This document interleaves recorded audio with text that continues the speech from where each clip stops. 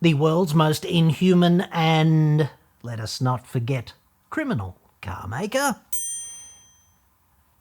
Dub, obviously, has also just let the world know how emphatically craptacular and incompetent its business plans actually are. Post-Dieselgate, they've been, purportedly at least, nuts deep in electrification. But electric utopia has proved far from the money-on-trees paradise it had first seemed for the monkey gases. The brochure and the reality have been profoundly disconnected here. It's almost like buying and owning one of their cars. Imagine that, getting all the way, up there to paradise, only to discover that the endless orgy has been cancelled, the bars are all closed, and there's no more weed. The Dub has yanked billions of euros set aside for EV development and diverted it back into proper cars to, quote, keep our combustion cars competitive. Stay tuned for next week, perhaps, when they actually admit Toyota was right about electrification all along.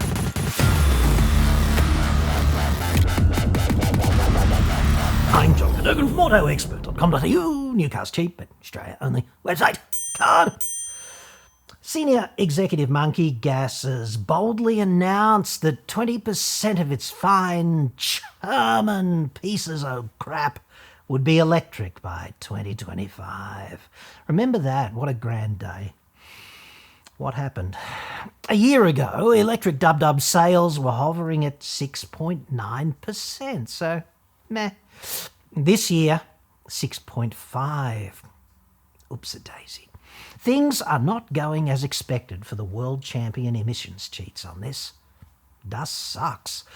First quarter electric car sales for the Dub were actually 3.3% down on the same period last year.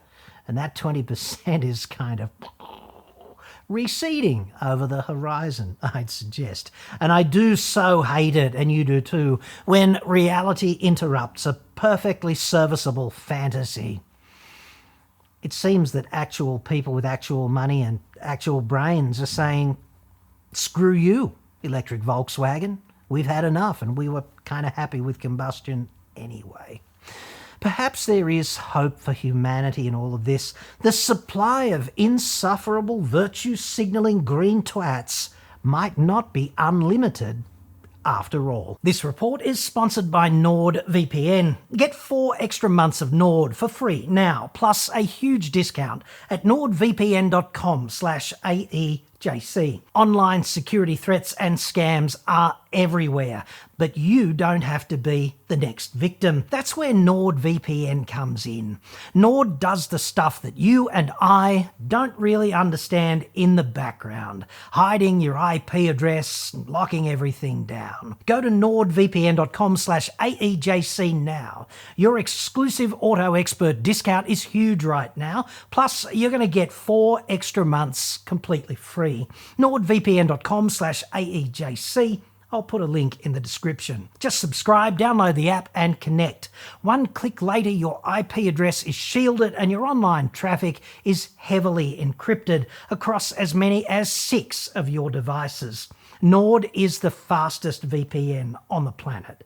It costs only about as much as 1 cup of coffee every month to keep your data, your identity and your devices secure.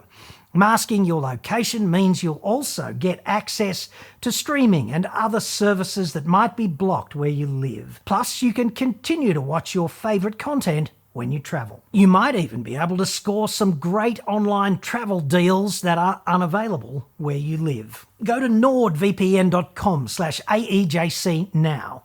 Boost your security and enjoy that huge discount plus those extra 4 months completely free. It's totally risk-free with Nord's 30-day money-back guarantee. That's nordvpn.com/AEJC. Link in the description. Things are so grim for the Wolfsburgian monkey gases that it is ripping 60 billion euros out of its 180 billion euro Electric Utopia Development Fund, and they're pumping it back into combustion car development. Perhaps there are as yet untapped and even more hilarious ways to cheat the emissions regulation system criminally. Only time will tell on that one, and hey, they've certainly got form. The future is electric, but the past is not over. Volkswagen COO and CFO Arno Antlitz there. Now this is why I frickin' hate bean counters, dude. They have no grasp of physics, and this is just a prime example. One thing you can say about the past with some certainty is it is over, Arno, and it's not you, dude. It's physics. Because we're all moving through freaking four-dimensional space-time right now at the speed of light. And in the time domain, there are no U-turn bays en route, dude.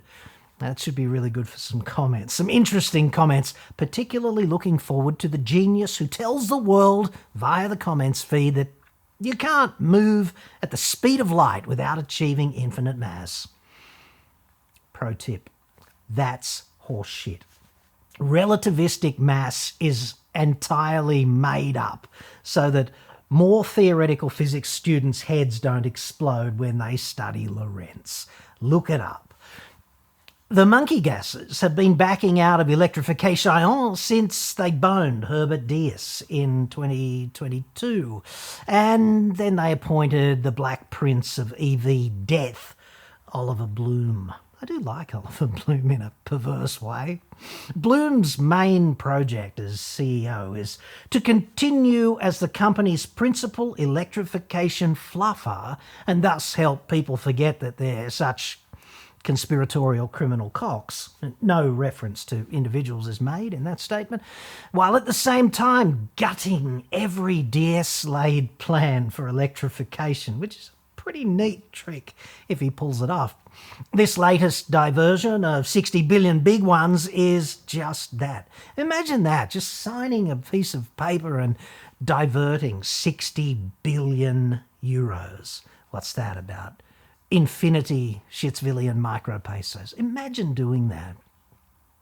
It's just one waypoint on the course to maintaining jobs and profitability by building the combustion cars that actual customers in actual societies actually want.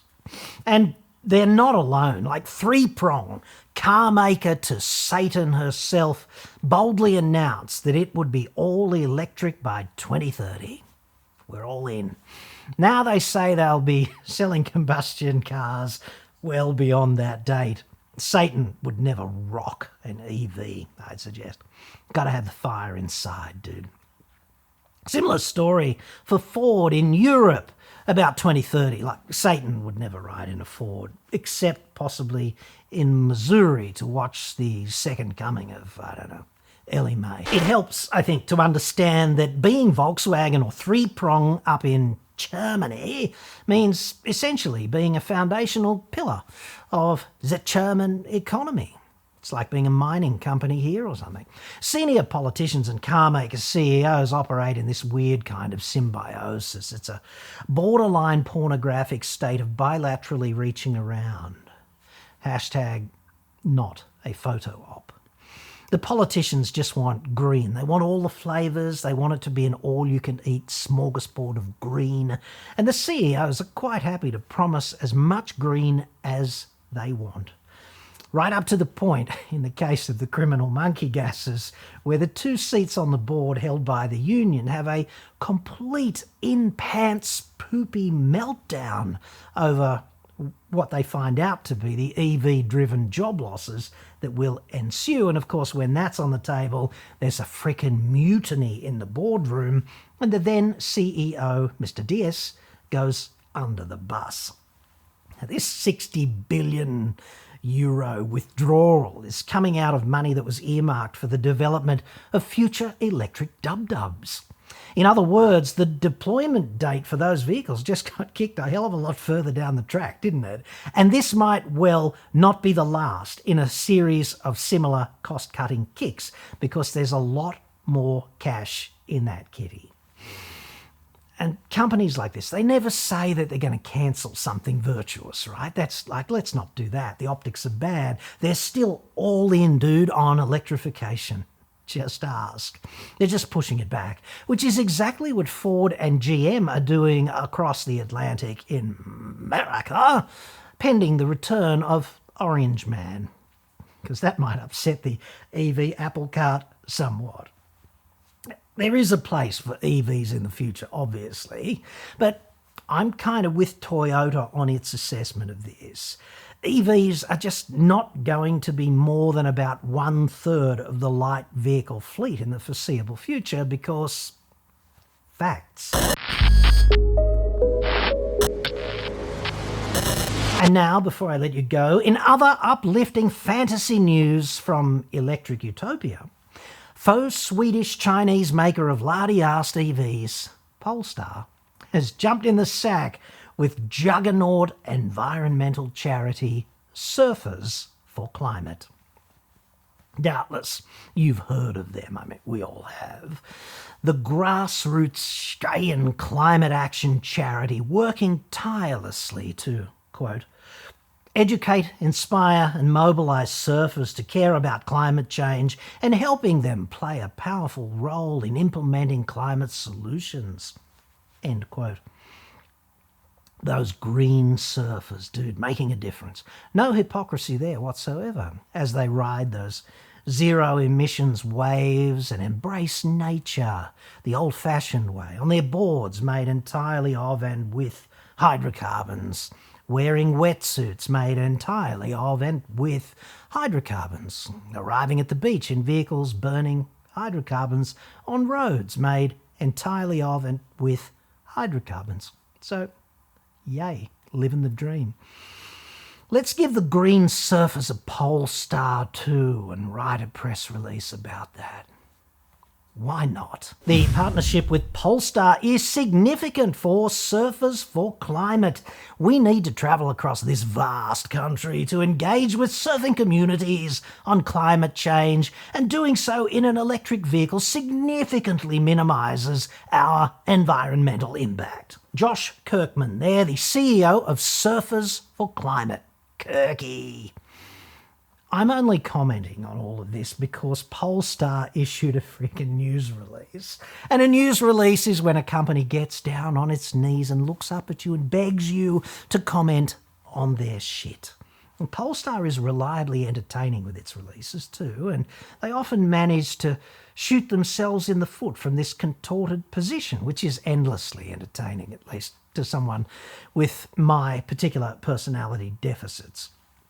So, the claim here is that Green Surfer 6, Kirky, whose quote you just heard, he says using an electric car significantly minimises their environmental impact because driving, vast country, communities, engagement, surfing, blah.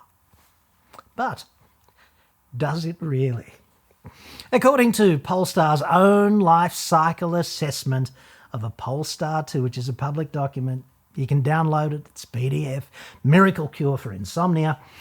But according to that document, compared with its red-headed half-sister, a combustion Volvo XC40 SUV, the Polestar 2 actually lags behind the combustion Volvo for the first 110,000 kilometres of its life if the Polestar is charged with average global electricity. Polestar 2 thus operates in a black cloud of filthy CO2 embodiment up until that 110,000k point.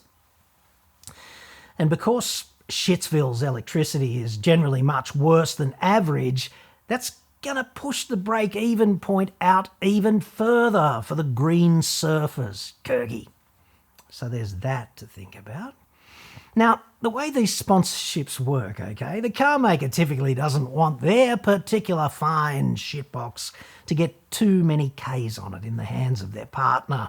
So they kind of take them back and swap them out somewhat regularly, every 6 to 12 months or something, just so it doesn't get too old and busted, because the old shitter has to get diverted into the dealer network or whatever and sold as a demonstrator.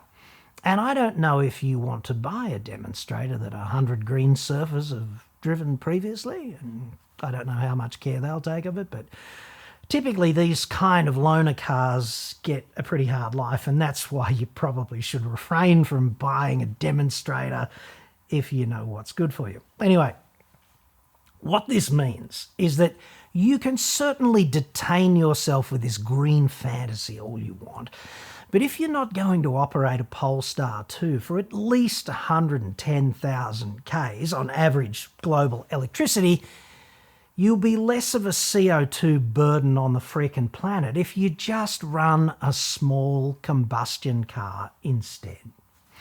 If you give your loaner faux Swedish virtue chariot back with something like 50,000 Ks on the clock, for example, you're actually going to be like 6 tons of CO2 worse off compared with a combustion XC40.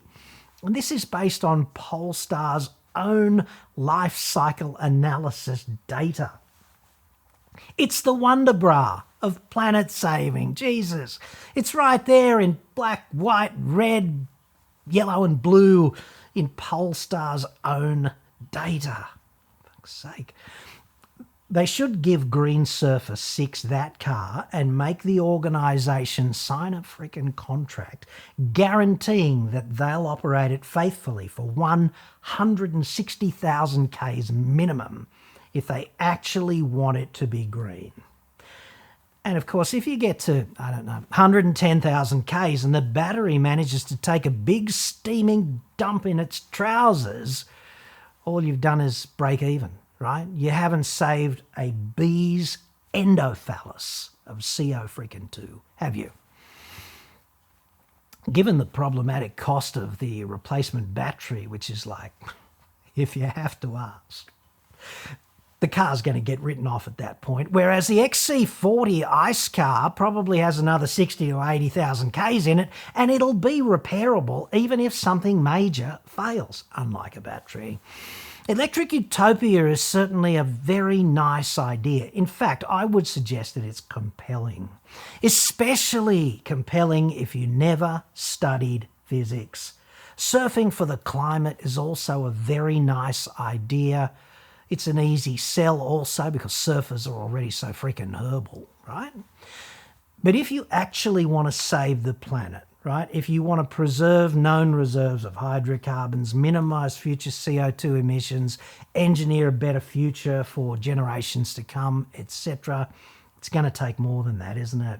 You're going to need industries and scientists and engineers, and preferably not too many politicians, lawyers, car makers, and even surfers. Sorry, surfers, I didn't want to lump you in with those scumbags, and I don't mean to imply that you've got anything wrong with you in the ethics or morality domain, because you're just like riding waves, and there's nothing wrong with that. We've got plenty of waves. Especially if you want to do it, you're going to need these people, technocrats like scientists, engineers, industries, things of this nature, if you want to do this without destroying economies and, of course, civilization as we know it. So I'm sick of the green virtue. Let's take actual action that makes a freaking difference without destroying the civilization that we've built up.